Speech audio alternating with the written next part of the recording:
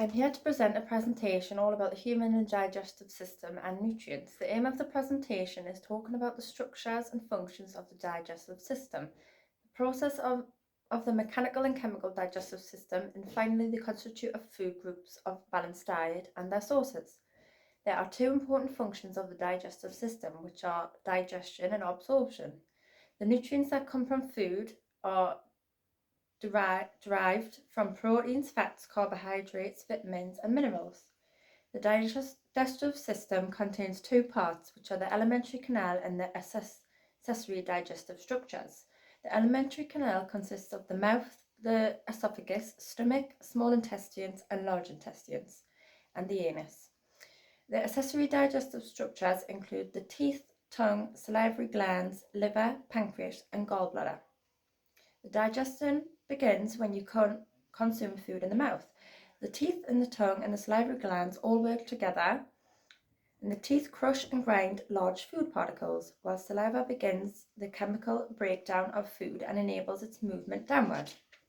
The slippery mass of partially broken down food is called a bolus, and the bolus is pushed from the mouth through to the throat and into a muscular tube called the esophagus.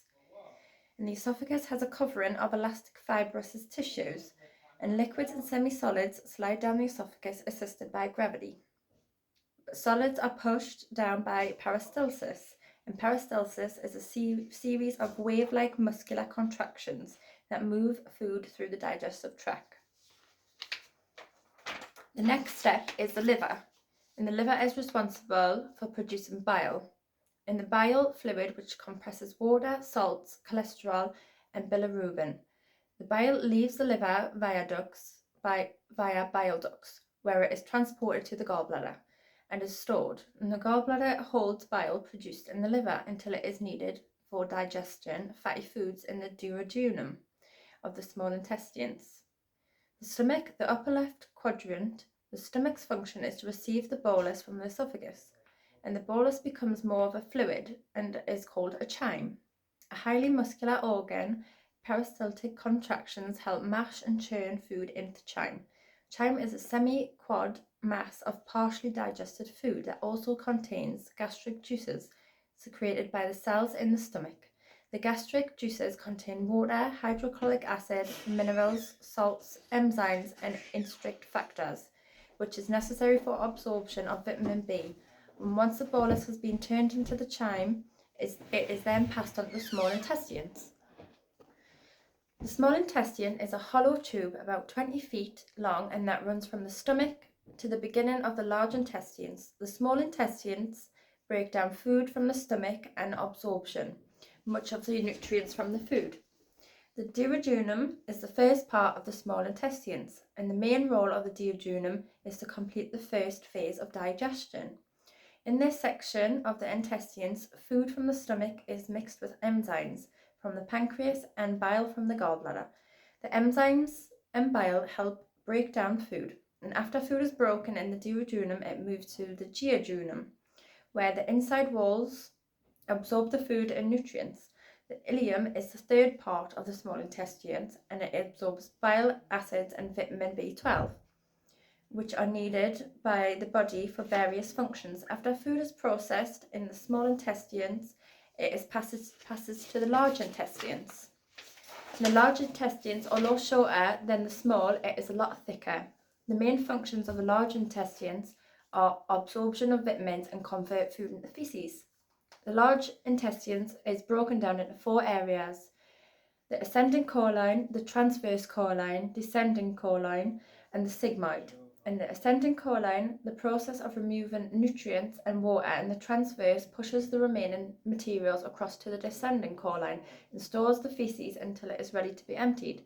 The sigmoid walls, this part of the colon, are muscular and contract to increase the pressure inside the colon, causing the stool to move into the rectum, and the rectum is near the end of the digestive tract. And this is where the feces are stored, and the anal canal is the final bit of the digestion system, and this is the opening by which the feces would be released.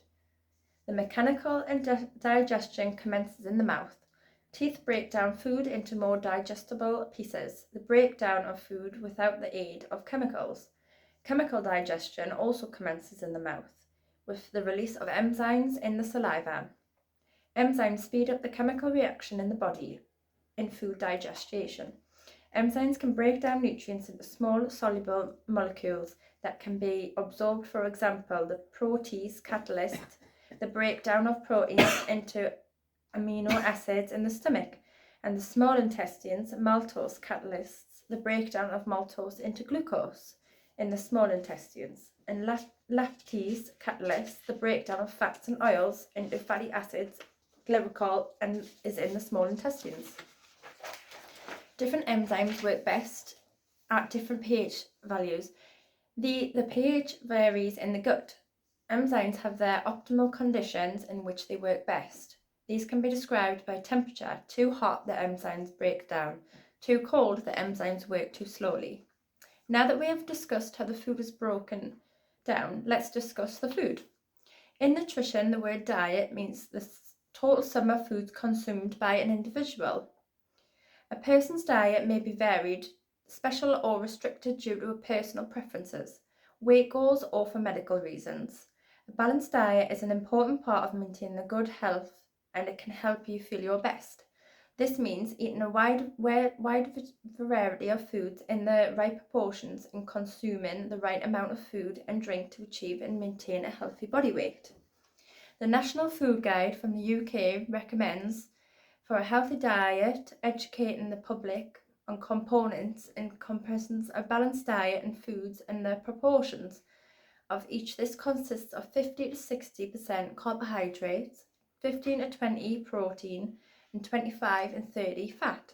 The NHS also recommends to get at least 150 minutes of moderate physical activities a week.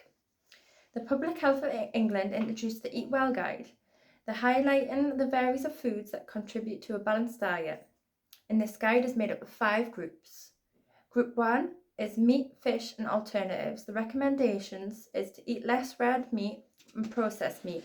Aim for at least 2 portions of fish every week, one of which should be oily. Group 2, bread, other cereals, and potatoes. These are starchy foods, and the NHS suggests choosing higher fibre whole grain varieties. Group 3, fruit and veg is recommended to eat at least 5 fruit or veg per day. Fruit and vegetables are a good source of vitamins, minerals, and fibre. Group 4, milk, dairy, alternatives.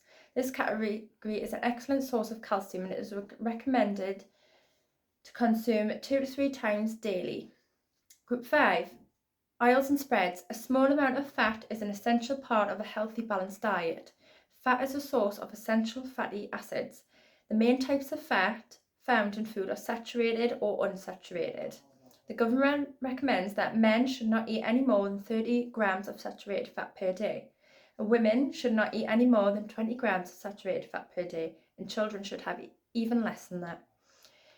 Conclusion. We have now spoken about the structures and functions of the digestive system and the processes of the mechanical and chemical digestive system, and finally the constituent of food groups of a balanced diet and their sources.